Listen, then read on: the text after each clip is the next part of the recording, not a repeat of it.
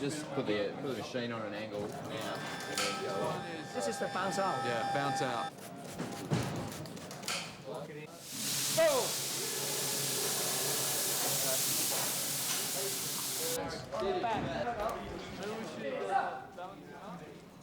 If there's one way to do it, and there's the easier way and the harder way, it's beautifully the harder way.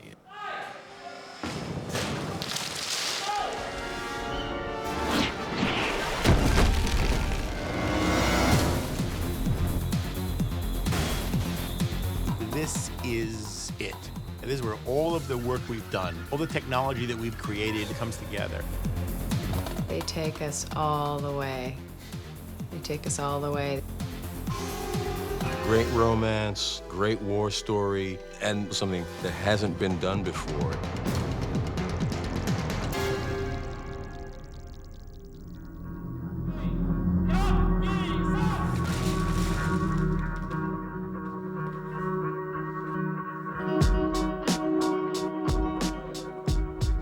What are we on, day 247 or something? I'm sad, I'm happy, I'm relieved, I'm overjoyed, I'm depressed. I've been living with this character, with these good people. I've been working on this piece since 1997. The amount of time and what I've had a chance to participate in and what I've seen other actors do has just been inspiring. The Wachowski brothers were literally shooting every day for 270 days, almost a year of shooting. It was an incredible task. Because it's such a long period of our lives, and you know, we've all been together through a lot of fun and hard work and a lot of tragedy and sadness and a lot of happiness and joy. Every day coming to work is, for me, the highlight. So, I'll miss that.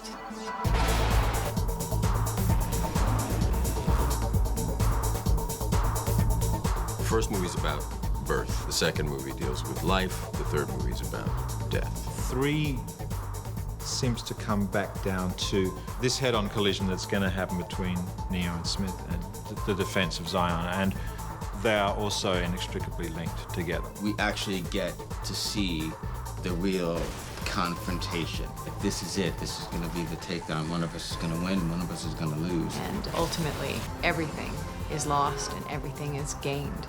In less than 12 hours, the machines will breach the dock walls. We've seen that once the machines are inside the city, the odds of our survival decrease dramatically. Has there been word from the Nebuchadnezzar? None, and at this point, there's no reason to expect that there ever will be. Perhaps. But we can hope. Revolutions was like this wonderful poem on love and life and death. All about trusting and having belief and having faith and fighting for that which you believe in. That in the darkness, if there's light, it will always prevail. The nature of a reality and a alternate reality.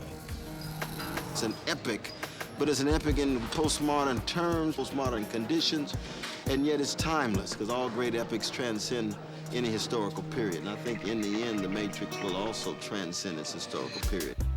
It is a strong love story. It is a strong philosophical movie. It is a war movie. It is a giant action movie. It is kung fu. It brings everything together.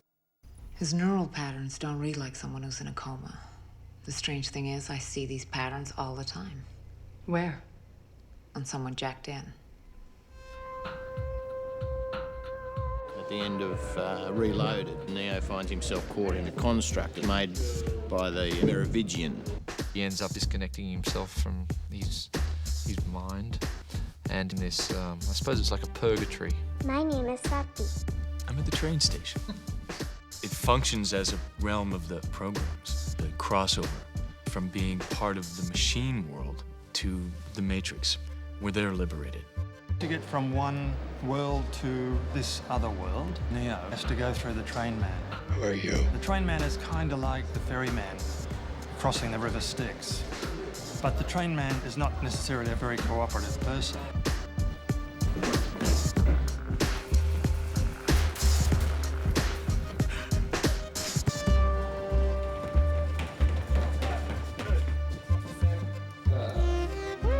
Humans are are supposed to be free in the Matrix, but they're really imprisoned in programs they're now trying to escape because of deletion or other kinds of situations like Merovingian, who are now using the Matrix as a form for a free place to exist.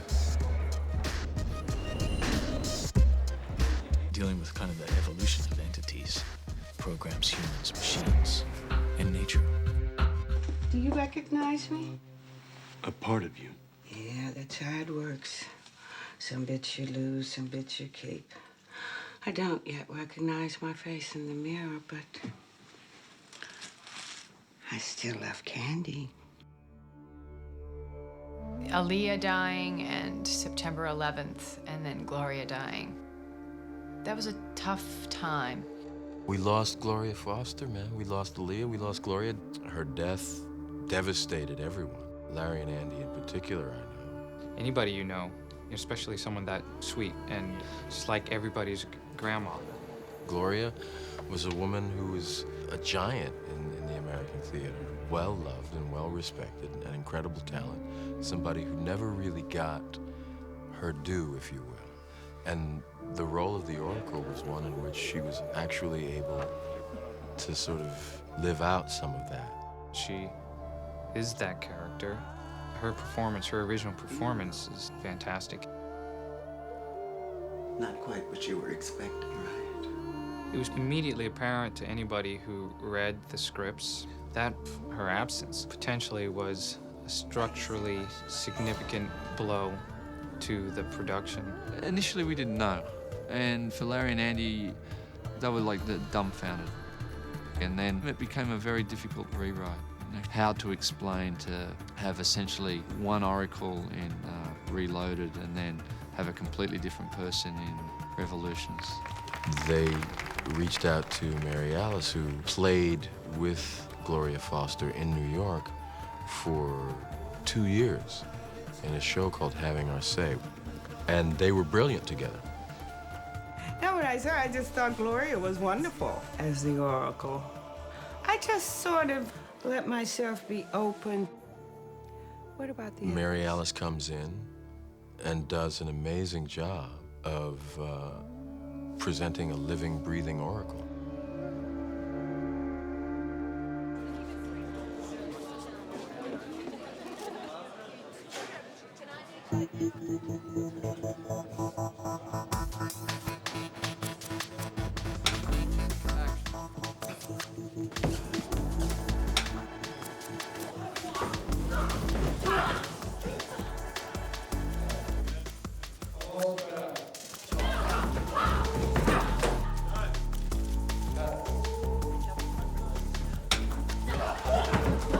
The saga of making the movie was as full of drama and thrills and chills and excitement as the movie themselves.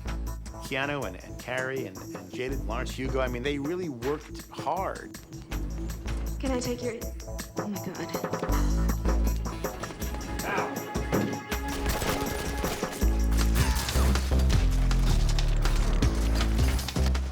I had such anxiety when I walked onto the set. It reminded me of when Keanu and I did the government lobby. Just the idea of the squibs and the explosions and the pressure to get it. I was just like, whew. This way? Yeah. The boys were very specific. This is a big old heavy ship, so you gotta look like you're really turning this thing and you're trying to turn it fast and whew, we were really sweating. They're not interested in just spectacle. They put the camera in places that you generally never put it.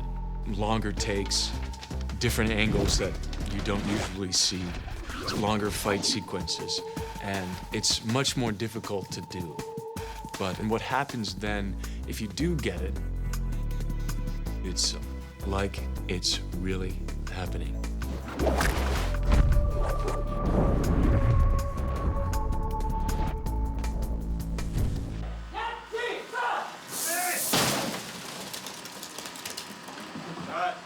Good. Are you okay? Okay, everyone. Oh, I thought he was saying my head. It's a diving thing. I have to kick this guy and he goes through the wall. And every time I did the kick, I had my eyes closed until they said he was okay. Because I was so afraid he was just gonna like get a concussion or hurt himself or, oh, that was so crazy. Those guys are crazy.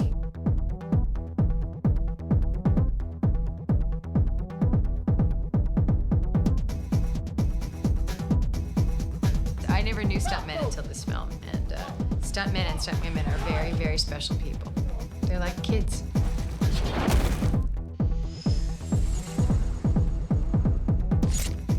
I'm always surprised by the shots that they can come up with.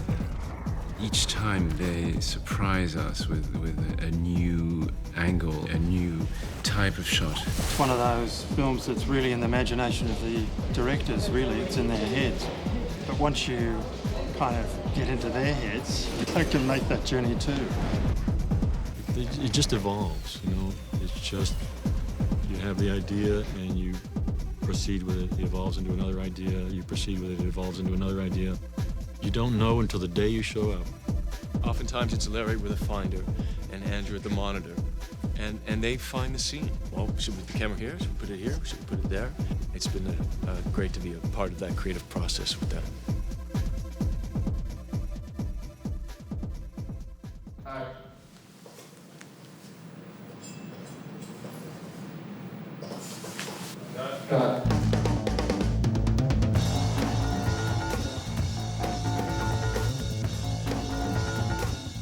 The amount of sets and the amount of setups and the amount of units shooting at one time, it was mind-boggling. It takes an army of people doing the conceptual drawings, the storyboards, physically building those things, painting them. Larry and Andy and Bill Pope standing on that set and directing and photographing the actors. And then add to it visual effects. What's a pod-born pencil neck like you doing volunteering for my corps? I want to do my part, sir. We gotta hold the dock. How old are you, kid? 18. Should have said 16. I might have believed that. Machines don't care how old I am. They'll kill me just the same. The siege is where all the bruises came from, and it's gonna be well worth every bruise. Siege is the climactic confrontation between man and machine. In the tradition of Jeff Darrow, it would be very, very, very dense frame. Jeff Darrow established a lot of the design with these massive drawings where every single bolt was detailed and every bit of rust had a line. The challenge of making that into the Siege was massive. It's really an epic sequence. I mean, it is just huge. It uses everything that a filmmaker has at his disposal to create something gigantic. Full of live action photography, integrated with CGI photography, integrated with miniature work. The amount of art and technology that's had to come together in such a short period of time is pretty much second to none. You have to get everybody together, work it out.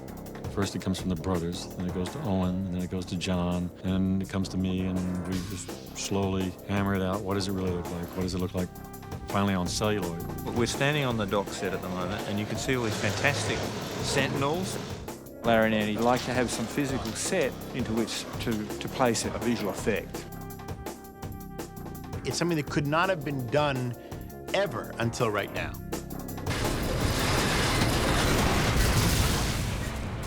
Getting the scene even initiated, visual effects-wise, was like climbing over a glacial mountain. 300 shots. It's a 17-minute sequence that cost more than most movies that have been made. 100,000 gigabytes of disk storage. Companies on 3 different continents, having 1,000 employees. So many hundreds of crafts all working together. My name is Lyndon Barrois, and I am the animation supervisor. I'm Dan Glass. I'm one of the visual effects supervisors. My name is Scott Kravitz. Visual effects supervisor. Visual effects technology supervisor. Animation supervisor. Character setup artist. Head of R&D. Color and lighting TD. My name's Alistair McLeod. I'm Technical director. What am I? I worked on the hair tool. Randy, like animator. Animatic. Animator. Animator. Animator. Animator. Animator. Lead animator on the Siege. The scene has been drawn visualized, discussed, tested for a solid 2 years now. It was extraordinary just looking at that animation, you know, and that was just a rough idea of what was going to happen. They prevised this entire sequence. So more often than not, we use the previs as the Bible. They had this amazing APU and all its accoutrements. Which is essentially a robot that they sit in the seat of. Again, it came from a drawing that Jeff did. It was a huge effort to kind of construct that. One of my great pleasures was to show them one of these drawings. As soon as they started laughing, I knew I did what they wanted. 10 tons of metal, he could make it shoot all over the place. So the other part of the set that was made was a human carriage. It's got all these fantastically dramatic moves, which are all run off the animation cycle that John Gator's team at Escape have worked out. As an animator, you actually got to drive those performances beforehand. So those performances are already tailored to an action that you've developed. It was like being in the ultimate PlayStation game, you know? You were actually in the game, to be in there shooting down these bad guys and being the last man standing. So it's been all of these people that go together, put all these bits and pieces together. Eventually you get an APU standing there. We have launched a miniature unit working specifically on things that get destroyed.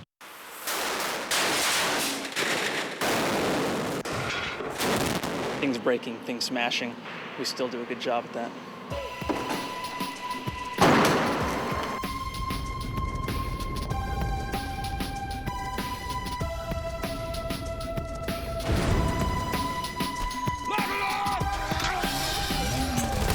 When you are a good filmmaker, you know how to use CGI. It is an incredible tool. Our team is essentially just working on The Siege, which is recreate this entire underworld environment. The dock, the characters, the platforms, the subfloor, throwing in all of our thousands of Sentinel swarms.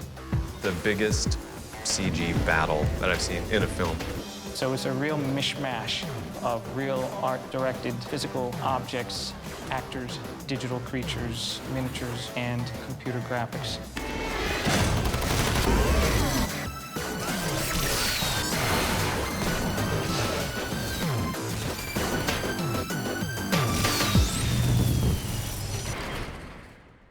You don't think you're coming back? I knew it the moment you said you had to leave. I could see it in your face. Just like you knew the moment you looked at me that I was coming with you.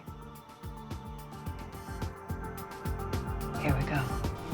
One of the things that I love so much about Trinity is just her complete and total love that she has for Neo and the belief that she has in Neo. And she's, not going to be told that, she can't do something. She's very proactive. She goes in there and finds a way. That's all you said to go? Yeah, give it to me right away. I want it. 3, 2, 1, go. Cut. Trinity and Neo sort of ascend while Morpheus and Niobe are descending. Right. The world seems to be coming to this, catastrophic end. It's beautiful. Lawrence, it's like bouncing a tennis ball back and forth and back and forth. He and I were out there playing tennis. Can we make it? We ain't come this far.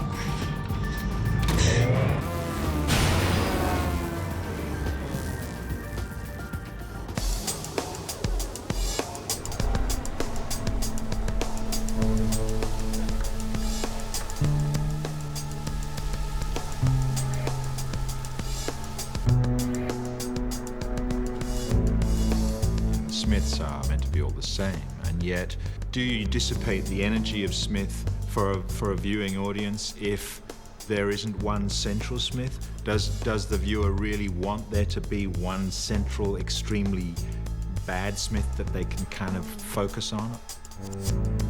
The whole Neo-Smith interchange all the way through is the key to the Matrix to me, and it really comes to a head in 3. It's a negotiation, right? It's a contest of will. They're opposites, and therefore they have to be together in life and death. They have equal power and equal strength, but, you know, one wants one thing and one wants the other. He expresses the desire to be all-powerful. He seems to be taking over the world. Yeah. And he seems to relish that. Mr. Anderson, welcome back. We missed you. It ends tonight. Super Brawl takes place in the street, in the air, and then in a building, and then in a crater.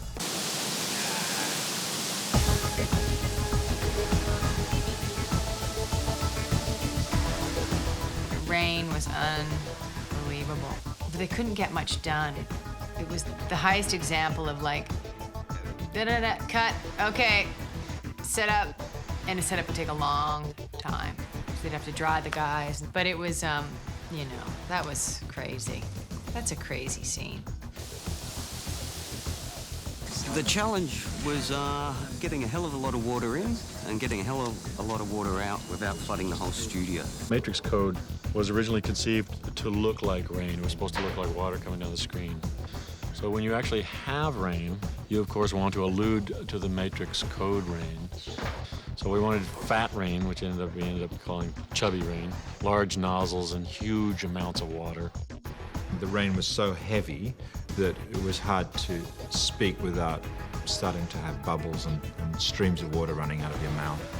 We did one little piece. We had like 78 takes, and then went back the next day and did another 15 or something like that.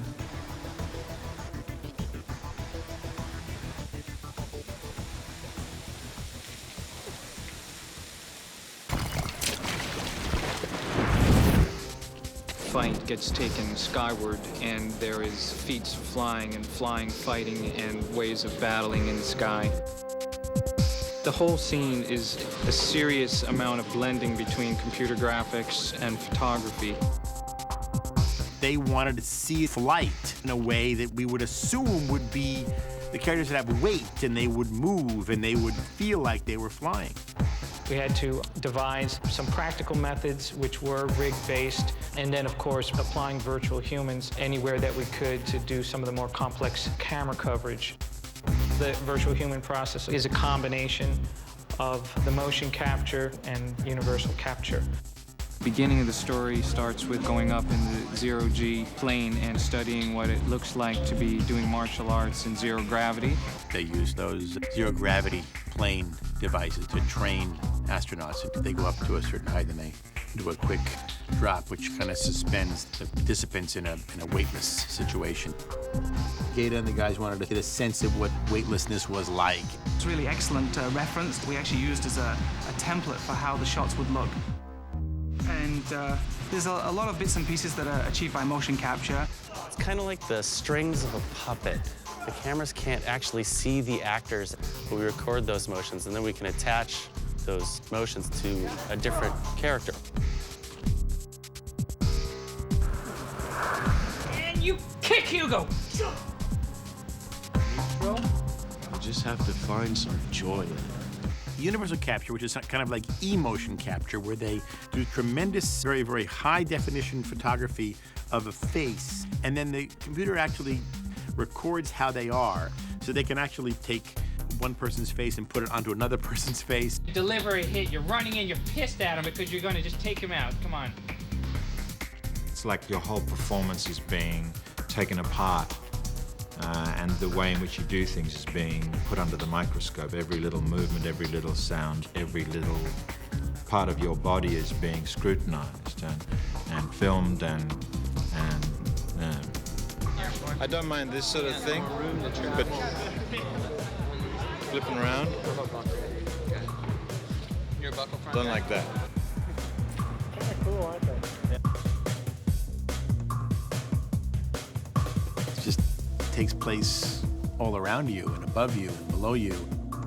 It is everything every comic book reader or comic book fan has ever dreamed of.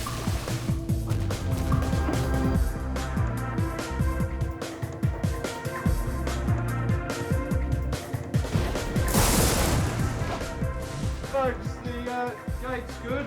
So that will be a motion picture wrap on Morpheus, Lawrence Fishburne on Matrix Reloaded.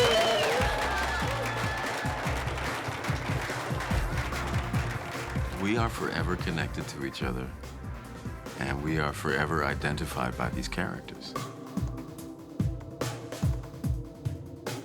It's been a transforming experience. It's been so much learning, and it's been hard, wonderful. Being on this project has helped me grow in so many different ways. It's been hard, but that's what makes it really good, you know, rolling up the sleeves and trying to realize this dream.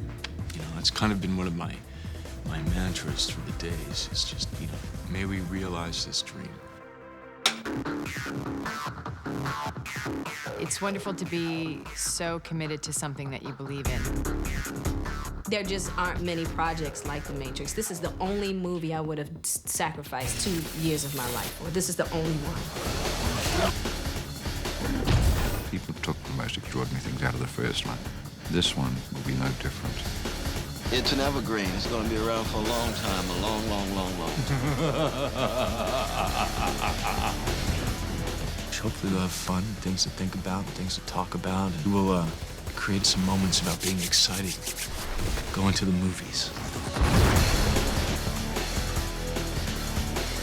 Everything that has a beginning has an end.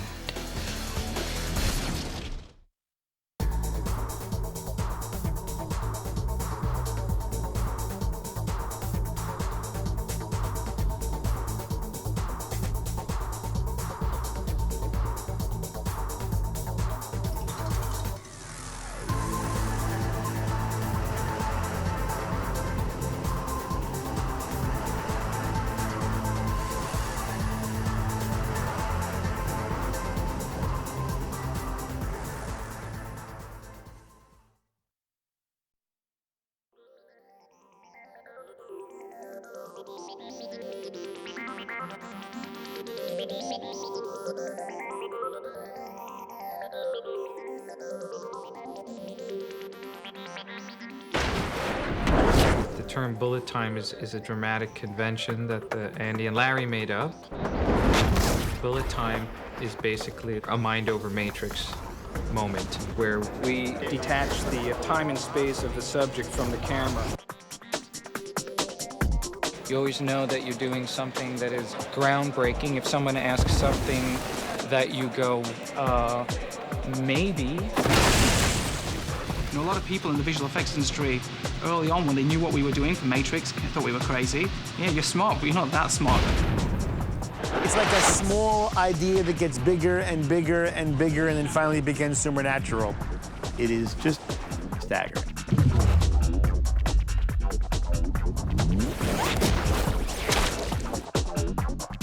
Where we were in the mid-90s was attempting to create the illusion that a camera could move at subsonic speeds, a virtual-looking camera that had to be done in a very physically laborious way.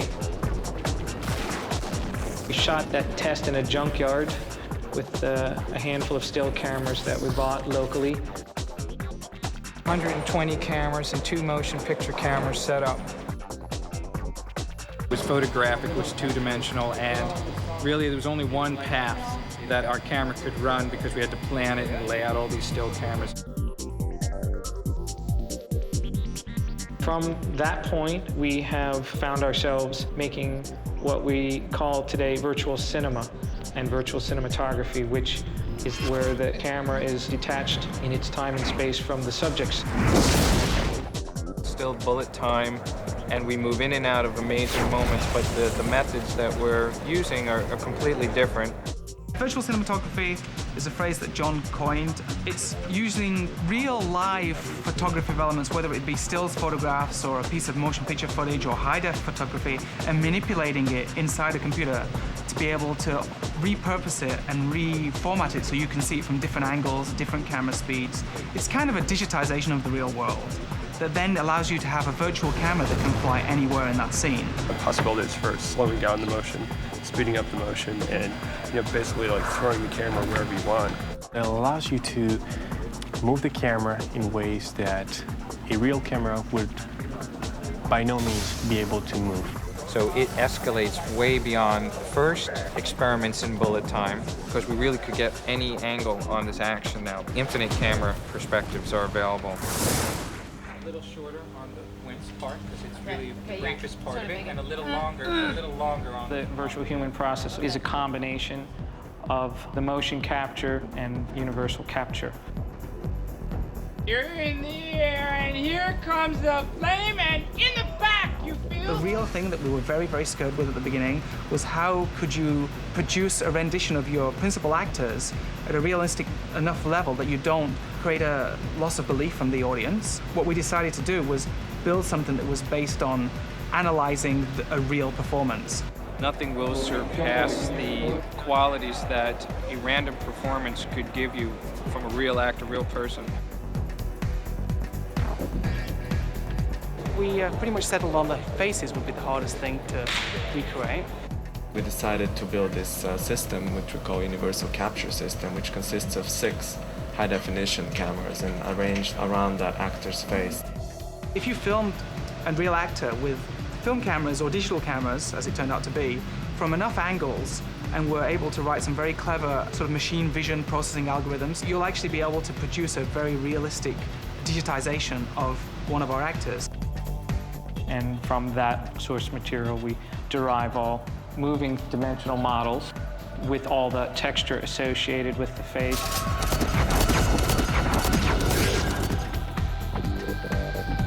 This is the sort of new and fun part of the process, a procedure known as motion capture. The more of the real actor we can use, the better. The stick figure really represents the bones inside of the character, and so the nice thing is that you can put that inside any character. The scene that it's most applied to is the Burley Brawl, and the procedure for that was to figure out the master plan for the choreography, captured all these little components, and then composed. For the Burley Brawl, because there were 350 Agent Smiths in one shot, there's no way you would be able to do it any other way. We pretty much had to do it as digital humans. So looking at virtual Keanu, it is Keanu performing underneath that CG shell, and all of his training pays off for our material just as it does on film. Over many years of development and many people working very hard to try and get the essence of Hugo and Keanu into these digital characters. At this point, nothing is real. This is all just computer graphic.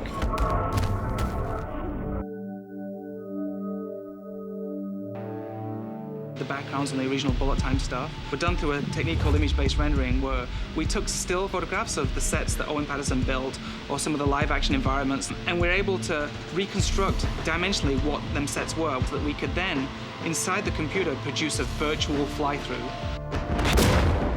What this means is we take photographs and we project them onto geometry, which allow us to create 3D environments. It's possible for somebody to build a set, like Owen Patterson, to design and build a set, but we can go and photograph it and recreate it exactly inside the computer. So we can pretty much match Bill's lighting and Bill's photographic look. That really is the essence of virtual cinematography.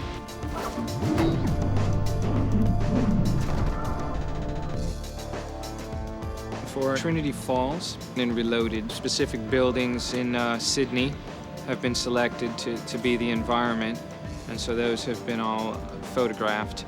All the way down.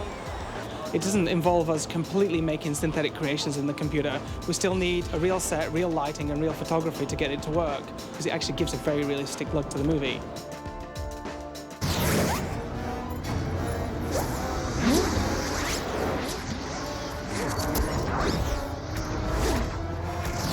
It's amazing what you got to do just to get the rudimentary components as a starting place, the canvas, to put the other elements on. So today we're going to get our endless megacity sprawl. Megacity is based on tons and tons and tons and tons of photographs of Sydney, Australia. Sydney, Australia isn't necessarily the look of the Matrix, so we had to repurpose a lot of it and extend buildings, change color palettes, make them look a little bit more interesting. And that was done by our map painting department and our virtual background department. We created buildings based on the photos, but extended them to 100 stories, sometimes 200 stories tall buildings.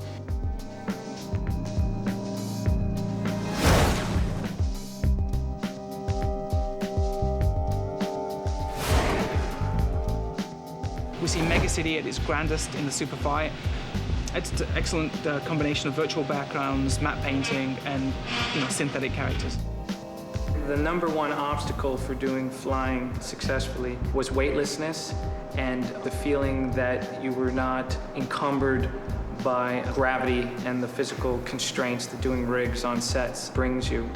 So we had a blue screen shoot that involved special rigs, and then at the same time we begun animation of the other superhero human flying shots. A lot of things that we're doing is taking a lot of wire stunts and making them look like they're not on wires. Kind of like digital wire removal in CG world. And also stuff that's like impossible to capture, we would just go in and hand animate it. With hand animation, you're able to get a much more fluid look. Really gets a performance that you can nail down to the millimeter. In the Superfight, 70% of the rain that you see is synthetic computer-generated rain. Integrating computer graphic rain with real rain and different layers deep of both. It took us a long time to get the rain system to match the live action, to the point that we could actually insert in the middle synthetic rain.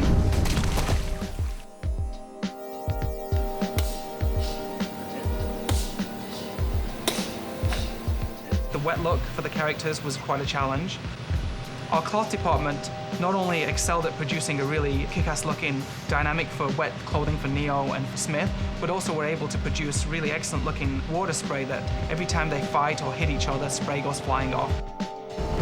A lot of technology being arrayed to basically understand the water, how it really works in the real world, and then how to stylize it. How about really hard? Action!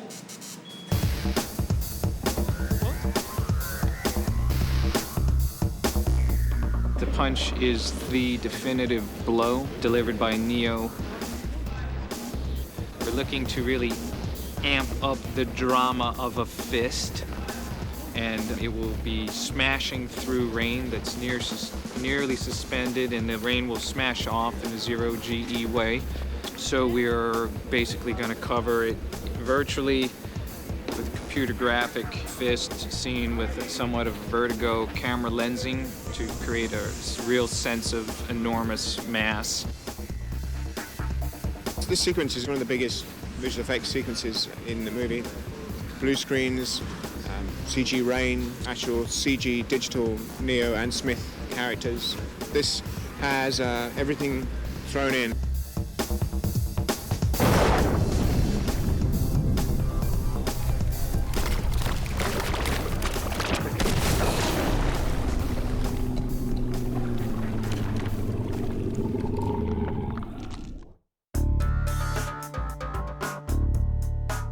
It's just a logical extension of the whole notion of CGI.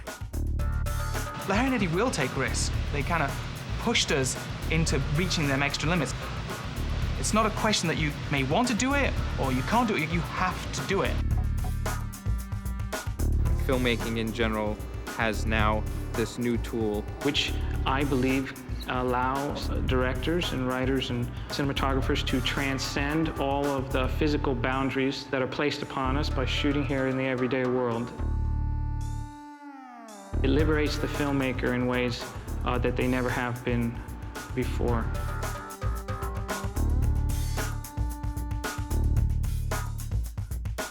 And that is a pretty long stretch in that time frame.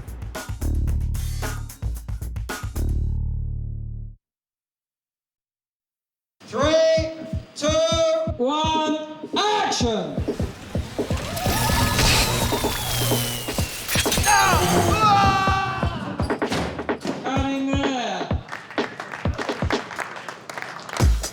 Turn terms of shooting the visual effects shots within the Matrix world. They're all the kung fu, wire work, a lot of compositing, and then the synthetic human stuff. And visual effects work in the real world is essentially 800 full CG shots with live action integration as well.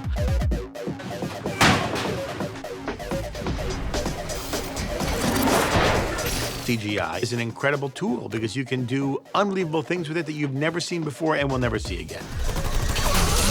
In this particular production, you have tons of sets, you have tons of digital environments and extensions and objects that are being mixed together. So the amount of integration with CG in these movies is probably more elaborate than anything that's been done. The siege is just really an epic sequence. I mean, it is just huge. Oh my God.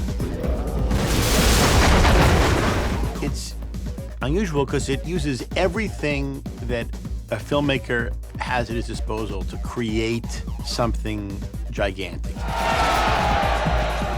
The impression was that the detail level would be extraordinary in terms of how many things actually happening during this battle.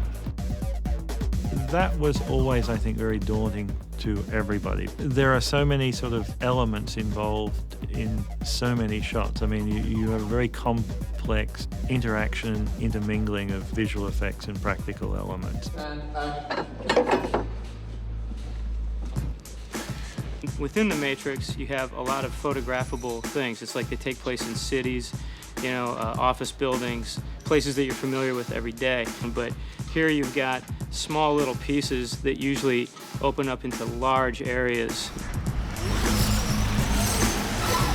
It's a huge set. It fills basically all of stage one, and it's got a green screen all the way around it. Even though they're big sets, they're really only kind of small proportions of ultimately what you see in the whole dock.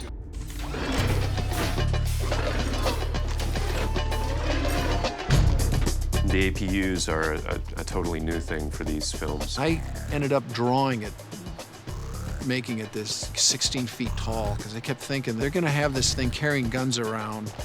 It's basically like a tank. It should look pretty formidable.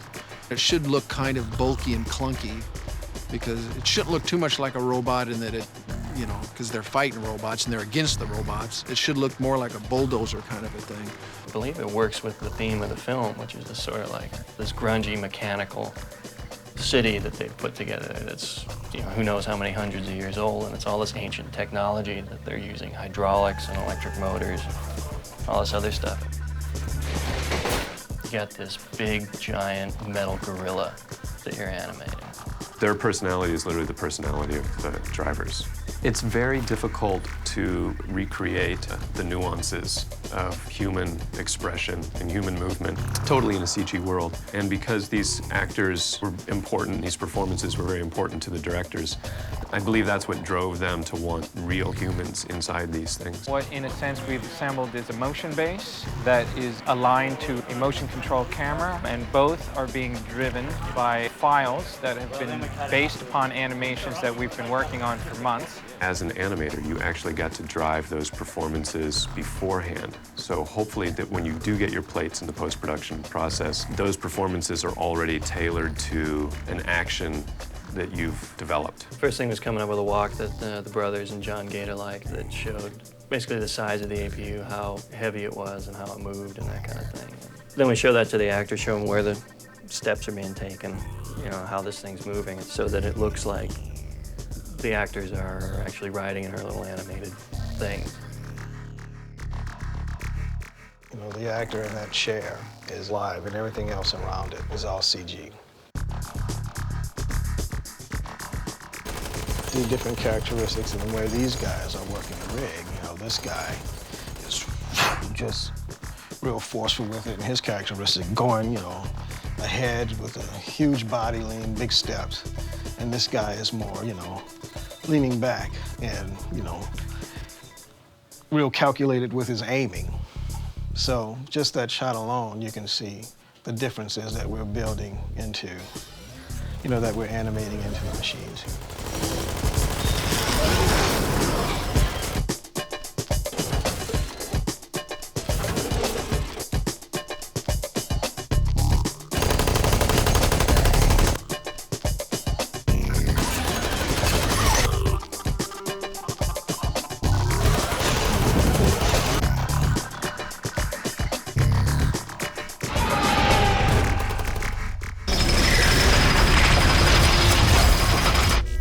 The dock is breached!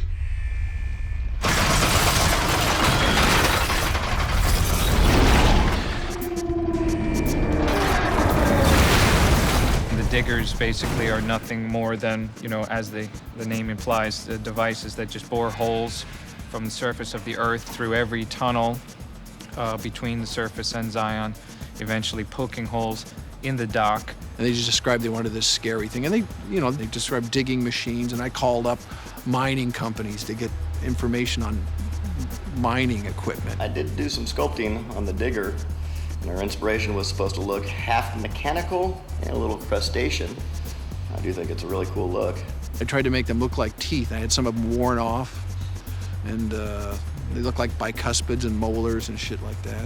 When I lived out in the country, I'd see this farm equipment that used to plow the ground up, and you'd see that stuff, the metal wears down and breaks off so easy. So I tried to age the metal and make it look like, it was breaking off as it was going through the earth. On this set here, there's like lots of, dead sentinels around, but probably if you're on this set and while we were filming, there is like, hundreds upon hundreds of sentinels flying around. Brothers and John Gata were both wanting very much to see something new. They wanted to add a little bit more to the Sentinels as far as character elements. Consequently, we have to find places where we can bring out those character elements, but not change them to the degree where they don't feel they work with the Sentinels from the first film. It's always nice when you can make a Sentinel look like he's thinking. That's the real trick. Any kind of animation is making an inanimate object look like it's having a thought and an emotion. Yeah. See, again, you feel that, there was something going on in that head. When I get comments like, the Sentinels really have, attitude and personality here, and there's a purpose here, I know that, well, we achieved something. There's a lot of flying Sentinel shots. Oh, well, just the hand of God is a mass of Sentinels that... Imagine a school of sardines. Yeah, exactly, like a school Killer of fish sardines. or something that just kind of form this massive tentacle hand thing that just attacks everything. The Sentinels, I think, are great. I love the way they're designed. I mean, the Sentinels can do anything, pretty much. I know what I have to do. What? I have to take one of the ships. What? To go where? To the Machine City. Machine City is the last environment that we haven't seen, and even though we saw a taste of it in the first movie, it didn't all come together until Revolutions. You could see their vision, even in the script, it was something completely different. They definitely wanted it to be scary and atmospheric and epic. To me, it's a lot more abstract. A world that's been built by machines, and they don't think like we do. So what we might find aesthetically beautiful, they wouldn't. For them, there is no up, there is no down, there's no inside, no outside, because they don't, gravity doesn't mean anything to them. They don't have a sense of, equilibrium like we do, so it doesn't matter that they're, they could be coming out of the ceiling, or they could be, living upside down. It doesn't exist for them. Larry and Andy had Jeff do a concept. What he came up with, I think from their brief initially, was the inside of a spinal cord.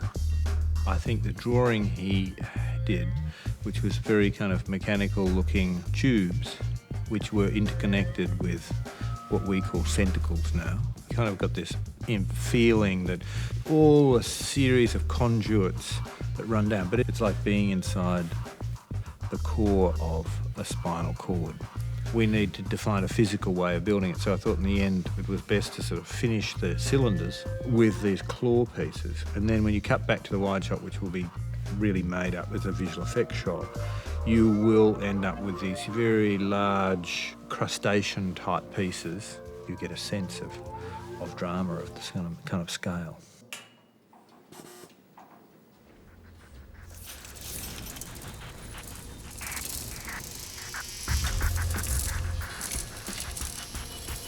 The Machine City actually, it's always been kind of referred to as like a coral reef or some kind of a foreign kind of a landscape that's just teeming with life. It did sort of look like it was grown, and there was a sort of a hive, sort of a thing to it. There were no miniatures. That was one of the interesting things about the job for us, is that normally, you know, with visual effects, you get like background plates, photographic plates you incorporate elements into. And I think that we had something less than a third of the shots that we did had either a foreground plate of the actors in a cockpit or a background plate in some cases with Neo walking down the tunnel into the Machine City. So, man, the amount of digital stuff we had to create was just outrageous.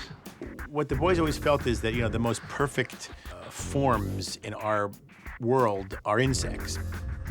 They're designed to move and be protected, and they're aerodynamically correct, that they can defend themselves. So most of the machine creatures are essentially insect-based. But some of the things that were interesting is when we started using like particle systems to grow the city. You know, we would run these simulations, and the guys did a great job. Dan Rolonek did all these particle simulations that would sort of create city pieces that would grow buildings. Like we broke the buildings down into different types of buildings and different pieces of buildings. So you might have a base of a building and a tip of a building, and you could recombine those in different orders, and you could give different kind of growth patterns. Now!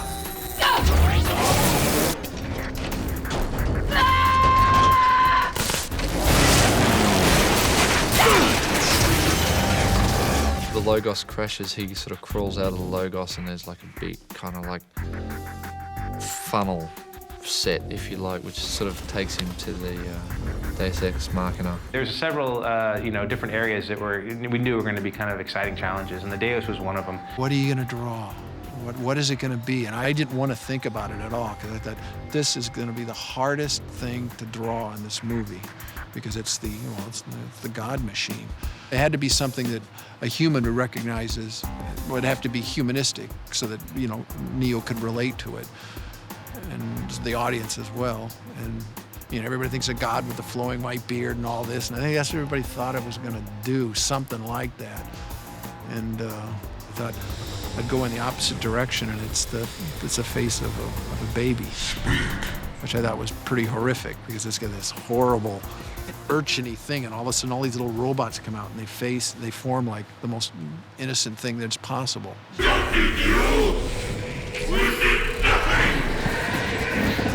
So we started out with the mechanics of it. The guy's like a big porcupine, or again, kind of an aquatic reference, like a big sea urchin, a spiny sea urchin. So we built the initial model with all these spikes everywhere and portals and such. At the same time, we had to work out kind of a performance basis for the guy, right? He was going to form a face.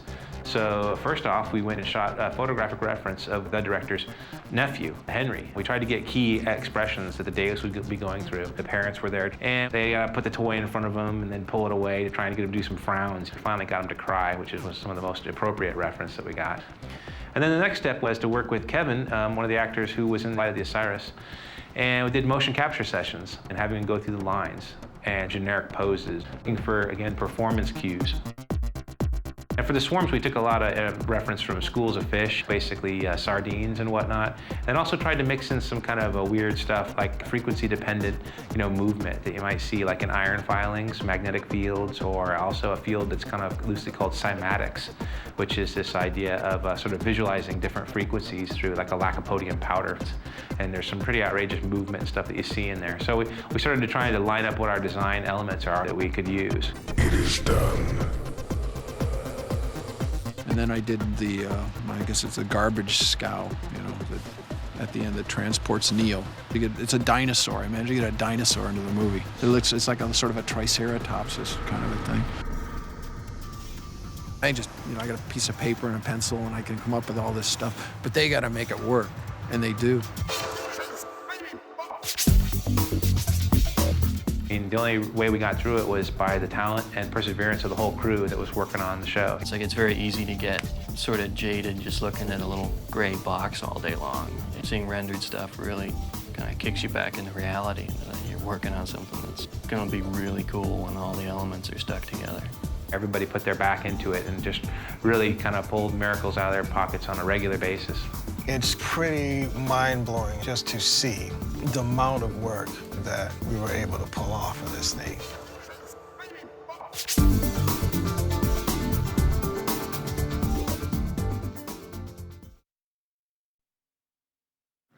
Right now, I'm making concrete pipes for blowing up. Pretty much that's what we make most of our stuff for, is blowing stuff up.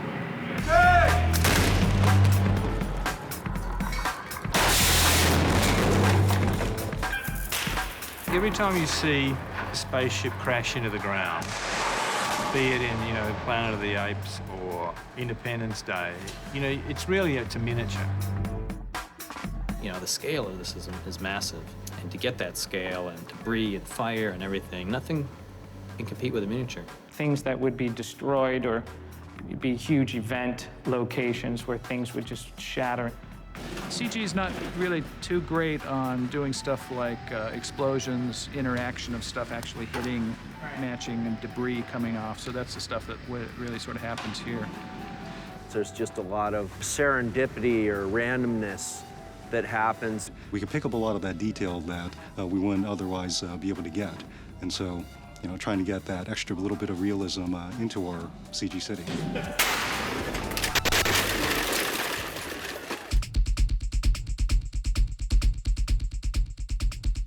Same size person's probably just about this tall. When they say you're going to work on the model unit, you imagine these tiny little models, little figures, and then you realize when you arrive that, either something that's even 10th scale or 3rd scale or 5th scale is still huge. Technically, it is a miniature, even though that ship is close to a ton. They're the biggest miniatures you've ever seen. They don't look like miniatures at all. They look like live-action sets. The studio started calling them bigatures because, like the dock doors, even though it's 10th scale, is really 30 feet high and 40 feet wide. Why aren't we building this even, half this scale? It's because we have explosions and fire, and you can't change the size of fire.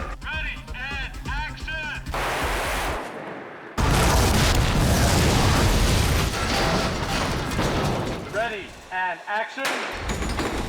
On this film, we pretty much started out with the digger, which is our key actors, our players in this. We built part of a 5th scale digger and a 10th scale digger. They built a shape of the finished digger, essentially, but with absolutely no features on it whatsoever, but very heavy. It weighed a couple of 100 pounds, I think, and so they could drop it in a controlled manner into the specially constructed 1 to 10 scale pipes. This is going to be where the digger plunges into the lower dock set. These pipes are pyrosil and aluminum, and they're going to crush down to simulate real pipes. Should be good.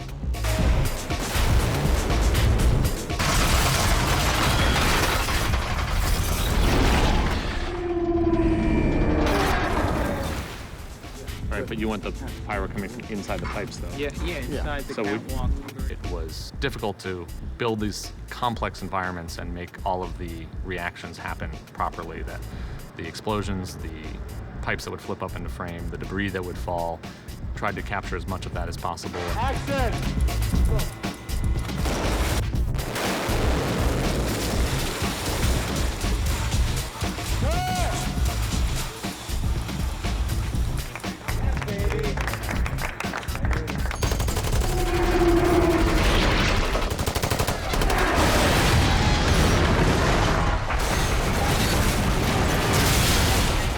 This project I have right now, we're taking miniature sentinels, I call them baby sentinels, and we're destroying them. They're the dead sentinels that'll be placed on one of the crash sets. And those sentinels have been used for a dropping sequence. It looks like a great big pile of seaweed. It's a fantastic effect. They are evil little creatures, but the bad guys are always so much neater, so I like working with the bad guys.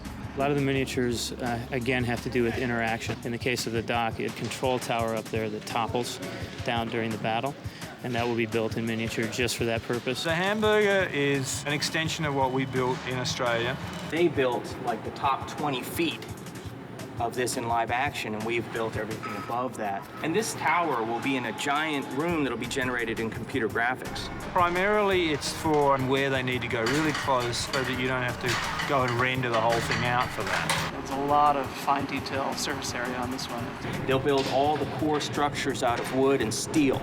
It's going to be steel because they're going to be crashing this crane over the side of this tower. This is the crane. This goes up on top, and this thing could spin all the way around. Even at 10th scale, it's an extremely large model to do the motion control photography on it. We had to build a motion control crane. That's one of the largest motion control cranes in the world. We finished weighing and it weighs 5,100 pounds, the whole model. And the crane top that's gonna fall is 800 pounds, which is scary and exciting all at the same time. That tower has been absolutely beautifully designed, and now we're gonna see it destroyed.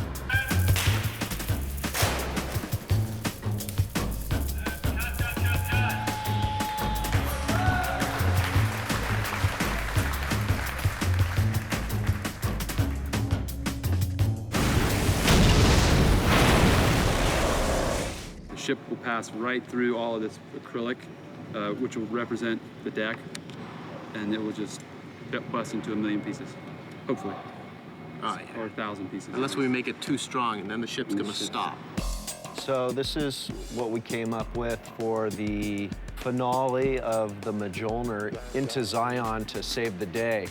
The Mjolnir, I put these scales on it, or these big metal plates. That gives extra detail because they're these plates that you can like break chunks off, like it broke, skidded against something. The actual doors. Yes. Yeah, I think each one is like 3,500 pounds. The gate, we must have the biggest gate. We need this gigantic mechanical, machinery-driven gate.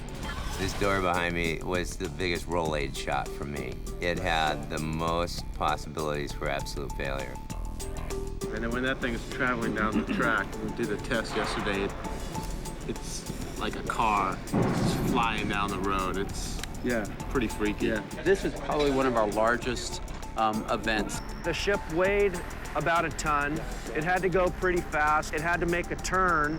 And then while it was making the turn and squeaking through the door and blowing up, it was dropping and rolling, and the nose was sliding over. So this was a pretty big deal. We have 5 cameras, and it takes us days to set up these shots. We're all a little nervous if we're not sure whether it's gonna be right or not. We're crossing our fingers.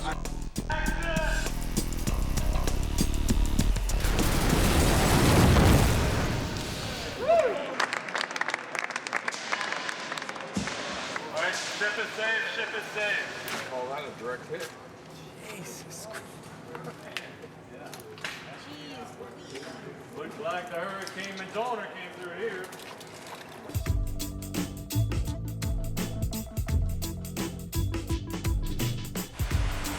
There are so many things that can be achieved by having the background into which they can put a digger or whatever it might be.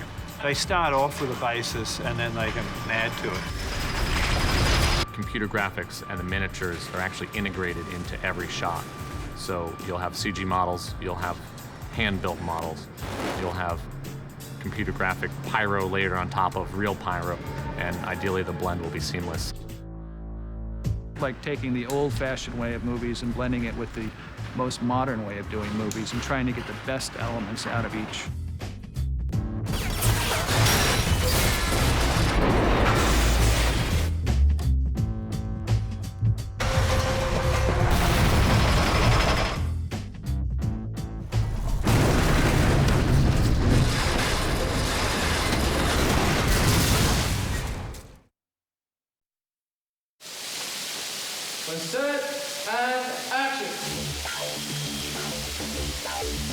The Super Bowl essentially is between one Smith and Neil, with all the other Smiths standing on and watching, like a kind of football crowd.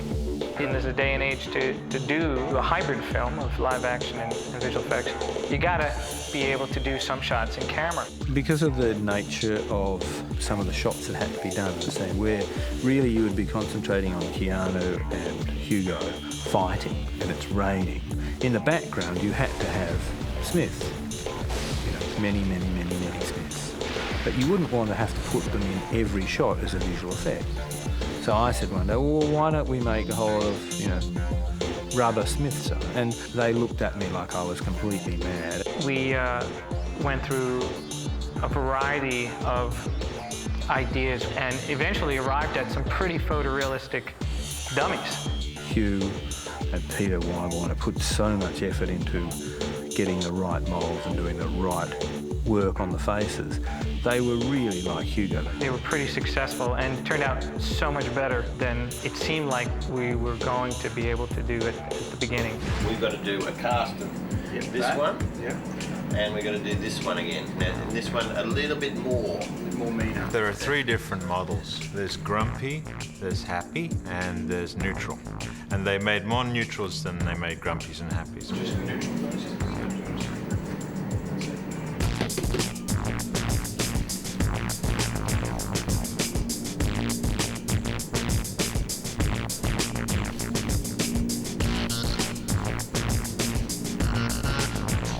Taking 3 head impressions of Hugo weaving, and what we'll be doing is a combination of Agent Smith masks as well as dummies, 100 dummies and 50 masks to be worn by actors.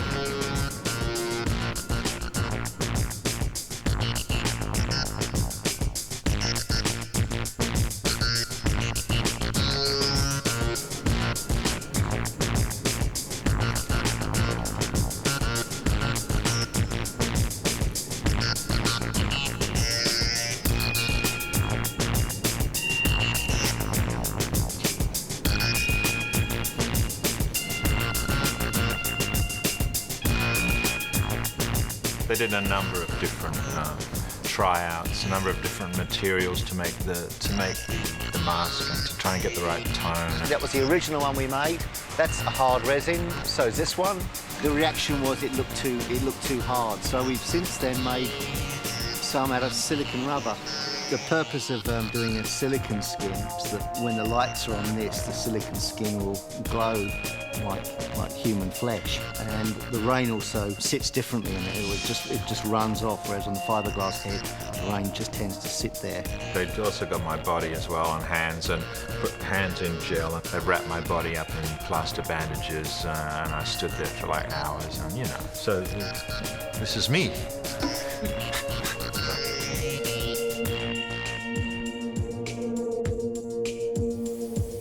So after it's been painted, we'll send that off to the hair and makeup. We'll put a wig on it. It's been an interesting project because this scene that we're doing, I don't think has ever been done before. I don't think anything like it has been done before. We're cutting 182 wigs. We've had all the wigs handmade. They're all hand-tied. They're going to be standing in the pouring rain, which makes throws another element into what we have to think about or how we're thinking about doing these wigs. They have to endure heavy rain and they can't get messed up. That's the trick. We actually put silicone on the hair, so we kept up that little front, which gives him that Smith look. They had to make a wig for me because all my doubles were standing there beautifully with their hair staying up in the rain, but my hair in the rain, even with the massive amount of hairspray, started to just fall down on my face. That's how crazy it got.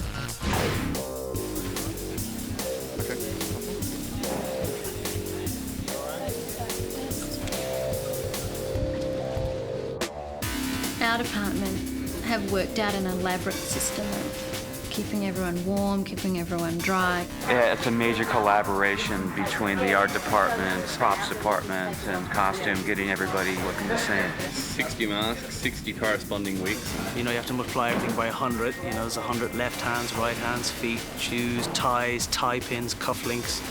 It's a big challenge because of the intensity of the rain all the time.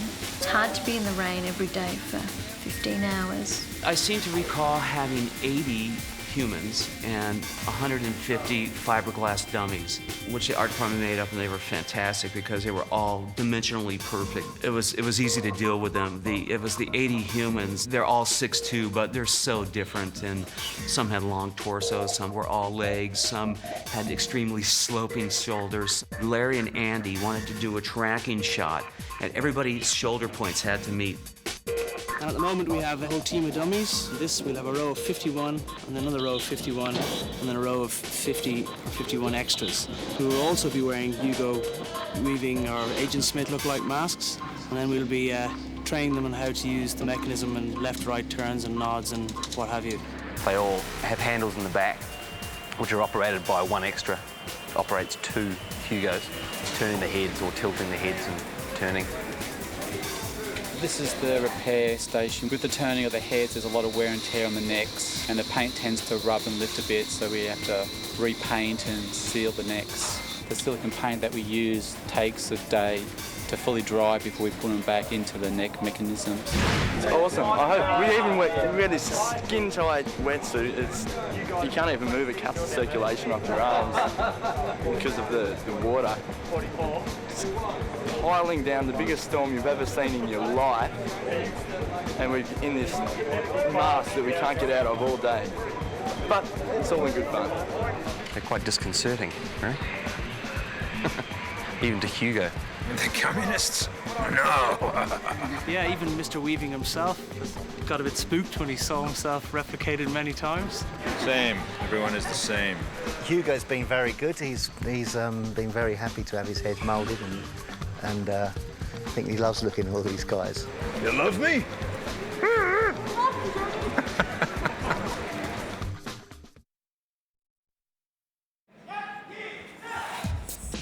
Seeing Keanu Reeves and Lawrence Fishburne or Hugo Weaving doing the stunt, it just opens up a whole new world.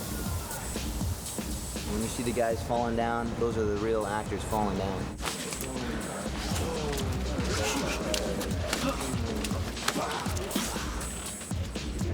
So maybe if it's just like a regular, so if that last left, so yeah, you know, so if I just hold that one there, and if you went to throw the other one, you know, it was really up to us some days to ask everyone around us, Wu Ping's team and the American and Australian stunt teams, what we needed to do. You know, I had a real input into sometimes. Just classic pop. Kaboom. and then that's like not working out for a while. The first time the fights were choreographed, and we learnt them like dancers, like ballets, and they didn't change. They hardly changed at all when we shot them. This time round, there were quite major changes made on the day while we were fighting, and we had to swing with that and accept that, well, now you weren't doing that, you were actually doing that, or there was a kick coming in or something, or you just cut out an element because that part of the fight was too long. Everyone, I think, because they had their own experience before, knew how they personally wanted to involve themselves in their training. It was pretty daunting, but I was actually just determined to train hard and train well and to get fit and not get injured. You've got a 20-pound sandbag on your back and someone's pushing you, looking to warm you up after 2 hours so that they can crack, basically trying to open up your ligaments here so you're gonna split and then, you know, go, you ready? And then when you least expect, you know. And after they do that, you go, thank you. Thank you for making me cry, because now I can kick higher. I always say, Tiger, you kill me. Never somebody treat me like this, push me so hard, make me cry every day. If you want to kick that high, you want to look good on movie, I say you have to. It's good fun, but it's taxing. And I'm an old man. I'm 37 years old, you know. Very few times you get pushed to your actual ability. I think Larry and Andy have done a pretty exceptional job of pushing the martial arts stunt team pretty much to their ability. They don't stop till they get exactly what they want. Their whole thing is to push you that little bit farther, and as frustrating as it gets, it really brings the best out in everybody. For me, it's such a great opportunity to be able to be asked to do that. If it's easier for me to start in one spot and do a move, they'll go, oh, we'd like you to start in the action just behind where you have to do a 360 turn around and do it. Oh God, we did one little piece, we had like 78 takes, I think.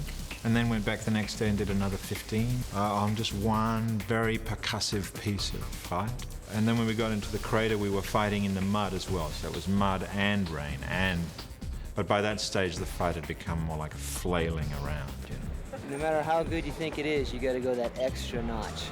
And we're talking perfection, which is good. It pushes all of us, but the Wachowski factor is definitely something to contend with. 3, 2, 1, go!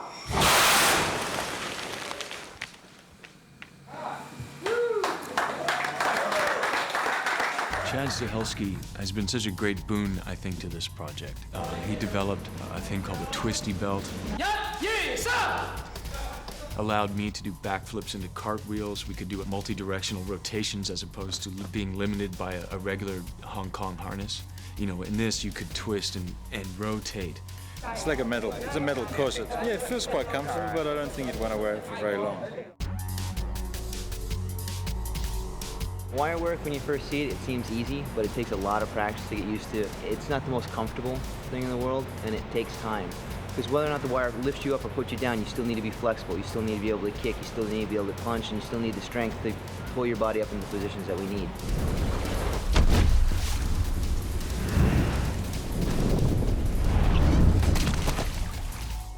Shot for shot, that's Keanu doing it. That's him getting his leg way up here, kicking the guys in the head. That's him flying up in the air, coming down with the triple kicks and stuff. That's them. Trying to find the sky like no one's ever fought in the sky before. Action! Hard, lead, kick! We've seen some flight occur, but they wanted to see it in a way that we would assume would be the characters would have weight and they would move and they would feel like they were flying.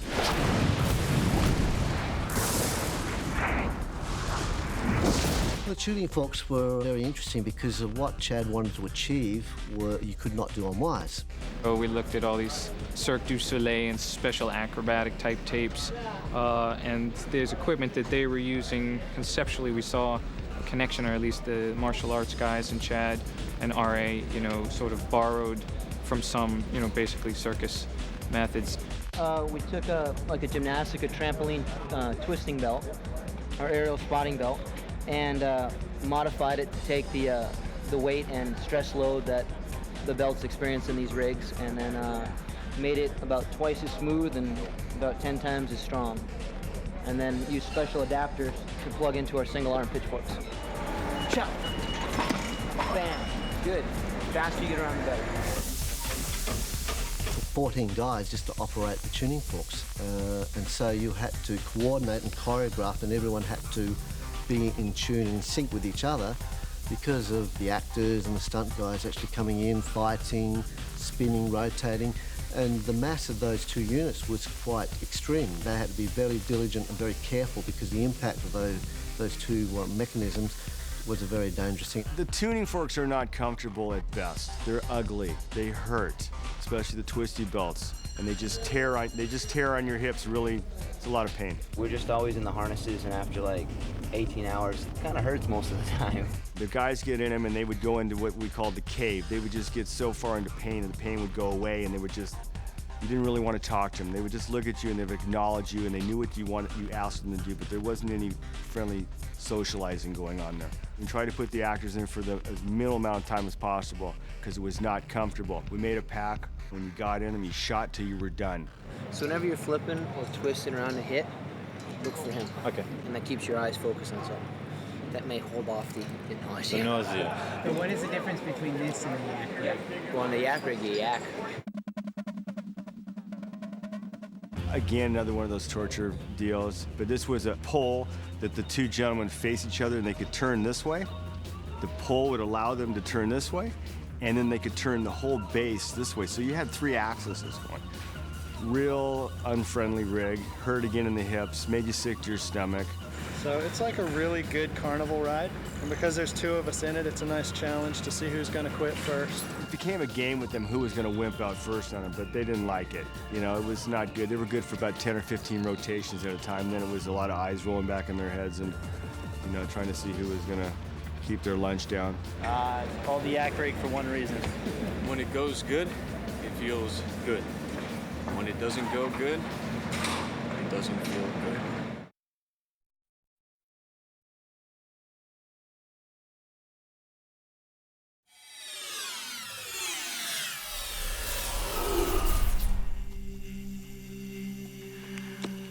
Well now, ain't this a surprise? Just how long do you think this peace is going to last? As long as it can. What about the others? What others? The ones that want out. Obviously, they will be freed. I have your word. What do you think I am? Human?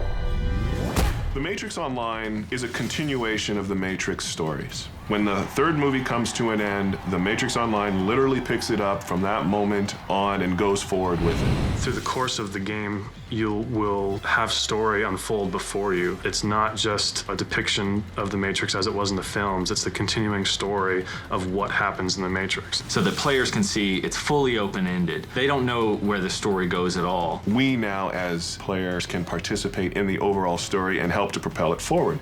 Action!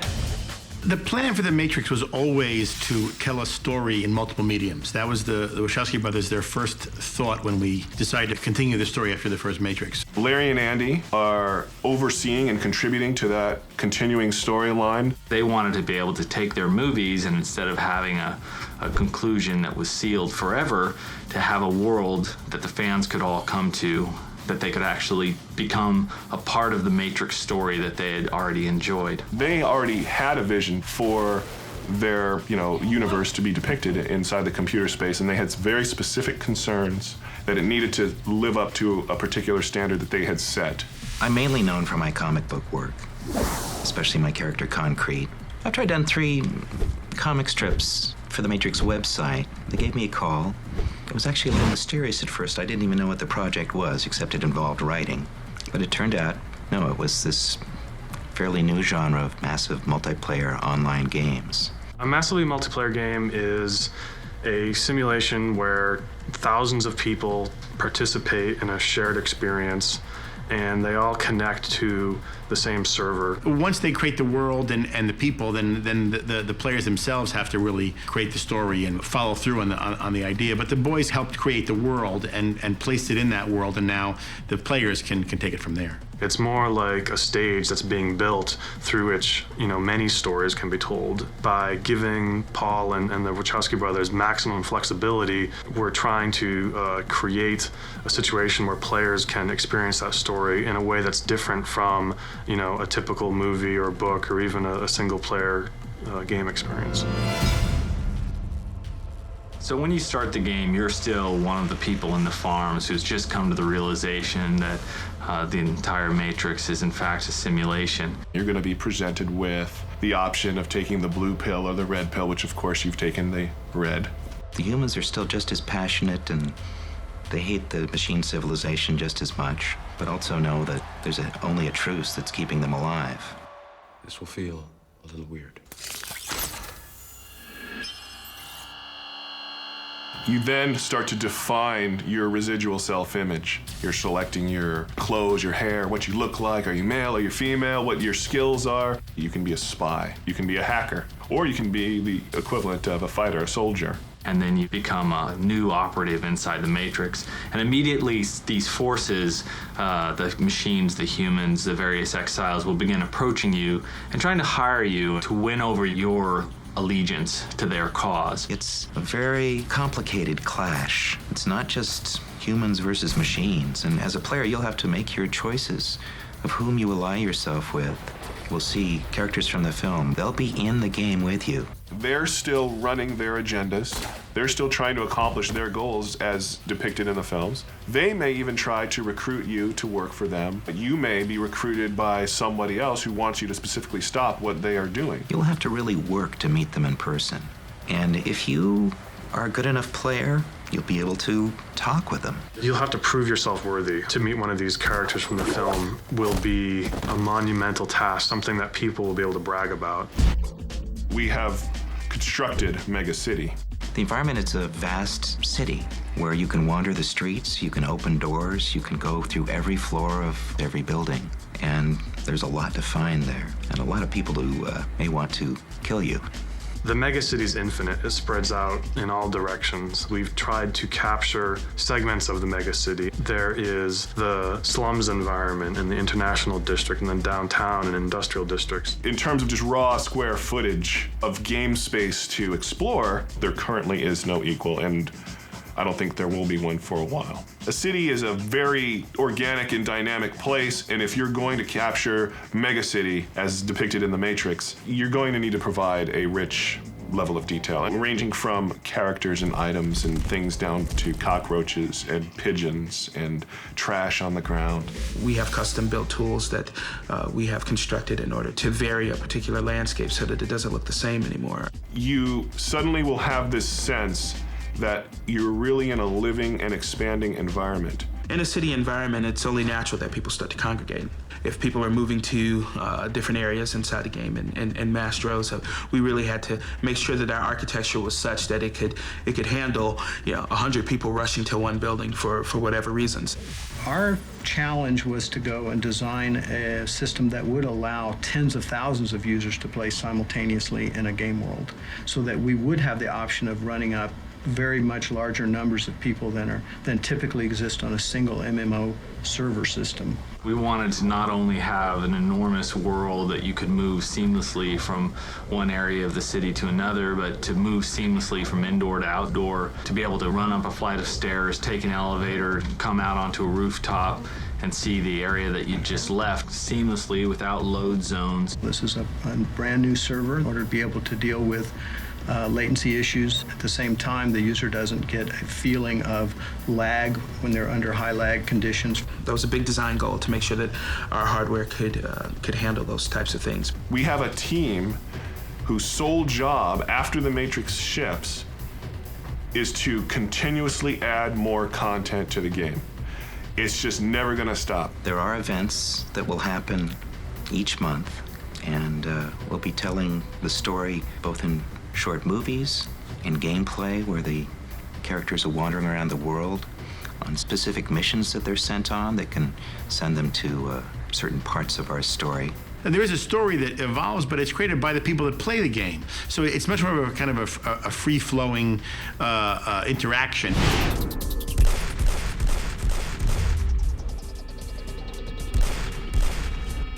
I think probably the most obvious thing that you'll see that's better is the combat itself. As we know from the Matrix, there is a heavy emphasis on the martial arts in terms of combat inside the Matrix. You can do kung fu, karate moves, you can do wire fu, you can jump from building to building. We've got combat where you can have one-on-one, one-on-3, four-on-one. We really do capture that intense, visceral feel of you punch someone in the throat and you're punching them in the throat. And as you become more and more powerful, you will learn more and more special moves, literally dropping into bullet time and and people around you seeing you do that slow motion move. And we just wanted to take those superpowers that you see in the movies and make it possible for you to actually do them in an online game. The Matrix Online represents a first step into tactile combat inside of a massively multiplayer game. You can do things that no one's ever seen before in an online game, so it sets it apart. It gives us a chance to completely break the genre and turn something new out.